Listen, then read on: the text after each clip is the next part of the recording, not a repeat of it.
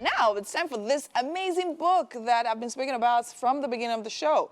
And of course, to talk about it with me, I have with me Aromire Yusuf Aremo Balogun. Welcome to Wake Up Nigeria. Thank you so much. And the name of our book for this class today is Segilola Aromire Ogidan. Did I get that right? Segilola Aromire Ogidan. So meaning I didn't get it right. Segilola Aromire. We'll just leave it there. So tell me, what does it literally mean? I know you said it's a name, but Yes. what does it actually mean?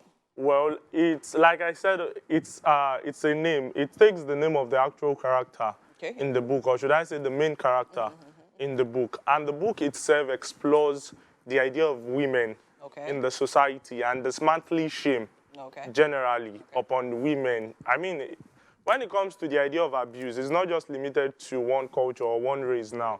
It's the world entirely. So as a creative, I believe in exploring that angle of storytelling, and that was what I did with the book. Here. So now, before we actually go into the actual story of the book now, I think I love the idea. I love the fact that the book is actually written in Yoruba.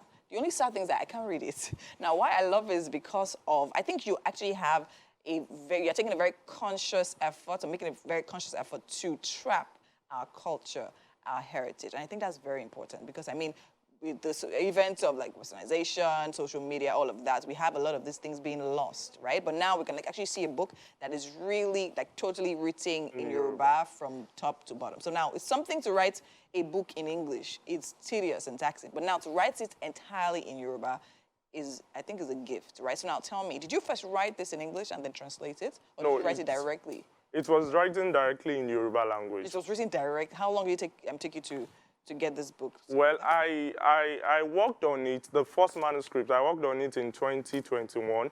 And this vinyl version is like the fourth draft of the work. So since 2021, I've been working on it and reworking on it till this very moment. All right. Now, it has 370 pages now. Of course, you're talking about fourth draft. So now, how difficult was it to get people to help you edit and all of that? Because, I mean, getting book editors is not an easy thing. So how difficult was it to get someone to actually read it? Well, I believe that when there is a will, there is always a way. So it's always about having the right people in your corner who understands the vision. Because particularly for a book like this, it goes beyond understanding the language. But even understanding the essence of what I'm trying to pass in the work and not mixing up, you know, the idea of the whole concept. But yeah, I was able to have good people and, you know, trustworthy people in my corners, and it's fastened up the process. All right, so now what has the reception of this book been like since its release? Well, I think for a Yoruba book, it's actually been great because, I mean, as of when I was working on it, a whole lot of people were like, you know, people who are writing in English haven't really had, you know, the stardom, not to talk of a book written in indigenous language. But at the end of the day, I feel like if we want to tell the stories of the people at the grassroots, we have to tell it in a language they understand. And so far, so good. People who are even non-Yorubas have gained acceptance of the work. And I feel like, yes, that is an encouragement for my drive and a validation to the foremost dream that I have, which is selling out O2 Arena London for Yoruba indigenous arts. Whoa, that is actually a very big dream, which I actually see coming to pass considering your drive now.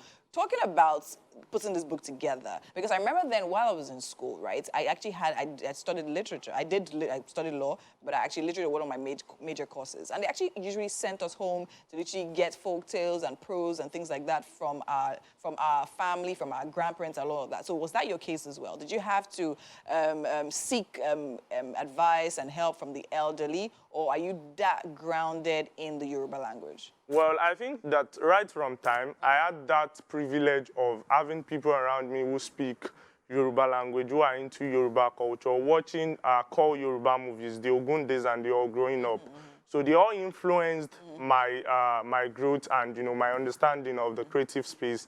I've always been performing in the Yoruba language. I've always been writing in the Yoruba language. So it was quite easy for me to, at some point though, yeah, there's always that one or two that you have to reconfirm from people. But for major part of the work, it was pretty easy to come up with for me. All right, amazing. So now let's talk. Is this basically like Yoruba as we know it, because I'm aware there are different types of. My husband's from Ekiti. Whenever I meet his mother, it's another language I'm talking about. I'm still struggling with the normal basic Yoruba. So now, what dialect is this written in? Well, this is, should I say, this is, some people will read this and still say it's the anglicized Yoruba, which many call the Lagos Yoruba in quotes.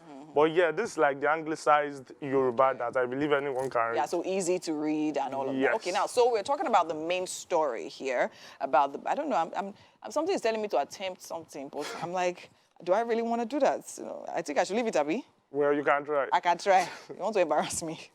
But it's okay, I'll try. So now, chapter 1, I believe. Yeah. Orikini ayen shari.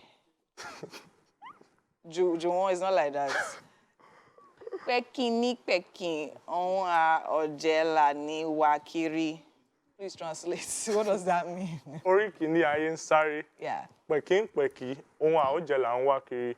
So that particular paragraph was basically to encapsulate the idea of human endeavors and the need for survival. Okay. That, you know, people rise up almost every day trying to look for a means to survival, a means to livelihood.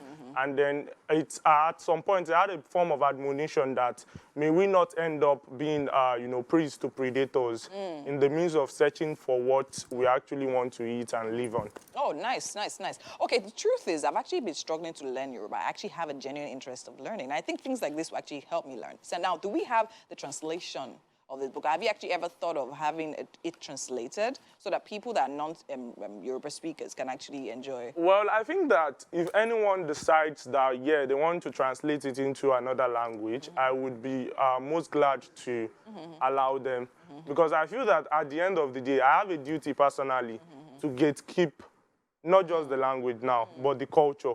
Because when you lose the understanding of a language, you are not just losing the language, you are losing the nuances of that culture. Very true. So yeah, I have done my mission by writing in that language. Yeah. But yeah, if someone decides tomorrow that, yeah, they want to translate it into another language, absolutely. All right. It will be beautiful. Amazing. So is this your first book? Yes, Well, it's definitely not going to be your last. definitely. All right, so now quickly, just give us a brief summary of what the book is about. I know you spoke about it being about misogyny and things Yeah. like that, but like tell us, is there a storyline that explains all of that? So just give us a quick summary. Yeah, Segilola, Aromire, Ogidan in the book is actually a character who suffered from trauma projection from an abused mother. And it kind of built a kind of belief system in her head in which she used to actually accept toxic love from the people around her because that was the most available form of love she could see growing up. And because, I mean, she comes from, I make the book in such a way that there's a tradition of abused women giving birth to daughters who end up being abused. And then the circle continues. So till the very end of the book, there is a whole lot of shattering, there is a whole lot of, you know, breaking apart.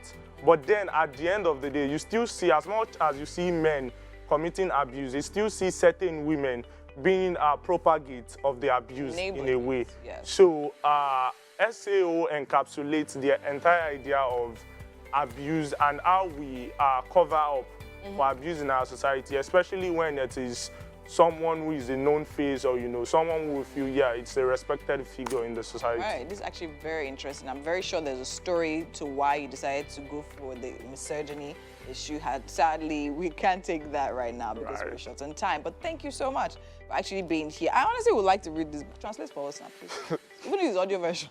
We'll manage it. All right, thank you so much, Aremo. I think you're doing really great, and I'm totally looking forward to that dream. O2 Arena, I pin you to that one. Thank you. All right, still so much to come right here on Wake Up Nigeria. Do stick around. We'll be right back.